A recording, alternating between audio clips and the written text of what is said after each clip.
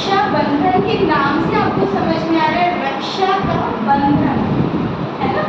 रक्षा का बंधन, रक्षा क्या है आपका प्रोटेक्शन, जो एक प्रोटेक्शन कर रहा है। तो ये बेसिकली फेस्टिवल किसके लिए है, भाई बहन के लिए है कि बहनें भाई को राखी बांधती है, राखी एक धागा, और भाई उसकी रक्षा का वचन देता है ना। अब ये शुरू कब से हुआ, द्रौपदी जो थी ना बेटा महाराज उद्योग की पुत्री, ठीक है, और वो अग्नि से प्रकट हुई, ठीक है।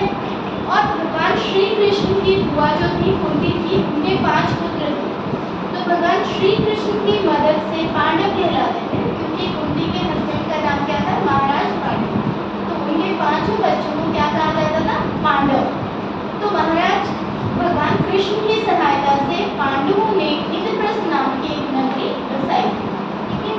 अब उस इंद्रप्रस्थ नाम की नगरी में, और ये द्रौपदी और कृष्ण कैसे जानते हैं, पहले वो भी सुनो कि इनको वनवास दे दिया गया था पांडवों को, ठीक है। और वो जब अज्ञातवास में रह रहे थे, पांडवों को क्या होता है बेटा, बड़ा जो बेटा होता है वो राजा बनता है। तो धृतराष्ट्र के बड़े भाई थे पांडु, ठीक है, और छोटे थे धृतराष्ट्र। धृतराष्ट्र के 100 पुत्र थे, महाराज पांडु के 5 पुत्र। तो पांडु की जब डेथ हो चुकी थी, तो राजा किसका बनना था, महाराज पांडु के बड़े बेटे यानी युधिष्ठिर को। तो युधिष्ठिर राजा नहीं बन पाए, इसलिए उस राज्य में, कौरव साम्राज्य में कई लोग थे जो उनको राजा नहीं बनाना चाहते, ठीक है, राजा नहीं बनाना चाहते। तो उसमें कौन थे, शकुनी सबसे बड़े, जो महाराज धृतराष्ट्र के साले भी थे और युधिष्ठिर के मामा थे। उन्होंने एक षड्यंत्र रचा कि पांडवों को भेज दिया कहीं पे, और वहाँ पे एक ऐसा घर बनाया, वो पूजा के लिए गए थे। जब युधिष्ठिर को युवराज जो बनता है वो ही राजा भी बनता है, तो वहाँ पे पांडवों को उन्होंने भेज दिया। और जब पांडवों को भेज दिया, वहाँ पे ऐसी योजना बनाई कि रात को सोते समय ही सारे पांडवों को मार डाला है, ठीक है। लेकिन भगवान श्री कृष्ण की वजह से, और विदुर जो इनके चाचा थे पांडवों के, विदुर जो थे वो फेवर में थे, ठीक है, उनकी मदद से पांडवों को बचा लिया गया। लेकिन विदुर ने उनको ये कहा, भगवान श्री कृष्ण ने उनको ये सजेस्ट किया कि आपको वापस कौरव साम्राज्य में नहीं आना है, वरना युधिष्ठिर और शकुनी आपको फिर से मार डालेंगे। तो माता कुंती के साथ वो अज्ञातवास में रहने लगे, ऐसी जगह जहाँ उन्हें कोई पहचानता नहीं, ठीक है, द्रुपद राज्य में रहने लगे। वहाँ पे द्रौपदी का स्वयंवर हुआ, और वहाँ पे स्वयंवर में क्या कंडीशन रखी गई थी कि नीचे तेल था और ऊपर मछली ऐसे पंखे की तरह चल रही है।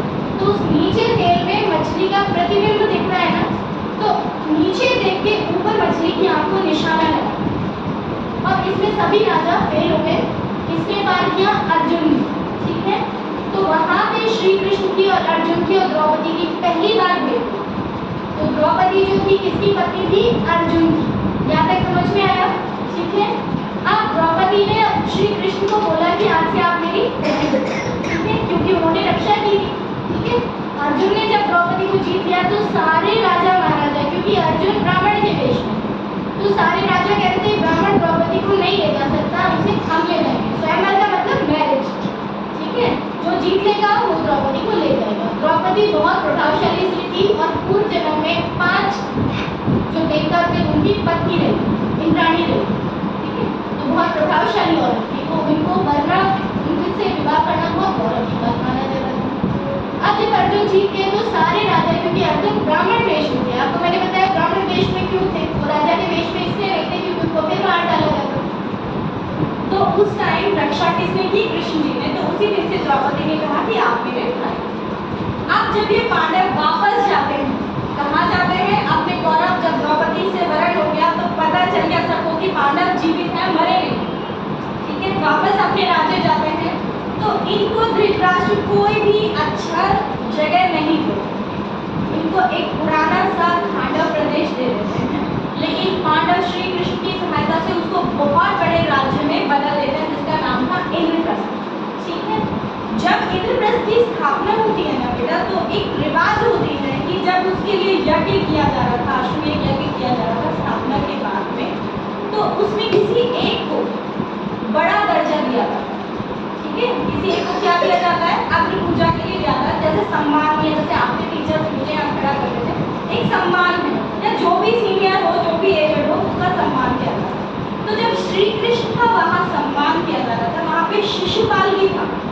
श्री कृष्ण की दूसरी बुआ का बेटा था शिशुपाल। ठीक है, पहली बुआ के बेटे कौन थे? पांडव, 5 भाई, युधिष्ठिर, ठीक है, भीम, अर्जुन, नकुल और सहदेव, ये थे 5 भाई। अब जो दूसरी बुआ का पुत्र था कौन था? शिशुपाल। वो श्री कृष्ण से हमेशा अगेंस्ट रहता था, और जब श्री कृष्ण को अग्नि पूजा के लिए बोला गया था, उनका सम्मान हो रहा था, तो शिशुपाल उनको गालियां दे रहा था। बहुत गंदी गंदी बकवास वाली बातें, वल्गर लैंग्वेजेस वो बोलने लगा। तो श्री कृष्ण ने अपनी बुआ को उसके 100 पाप माफ करने के लिए वचन दे रखा था। श्री कृष्ण काउंट कर रहे थे, वो गंदी गंदी बातें बोलता जा रहा था। जैसे ही 100 पाप उनके पूरे हुए, श्री कृष्ण ने क्या किया?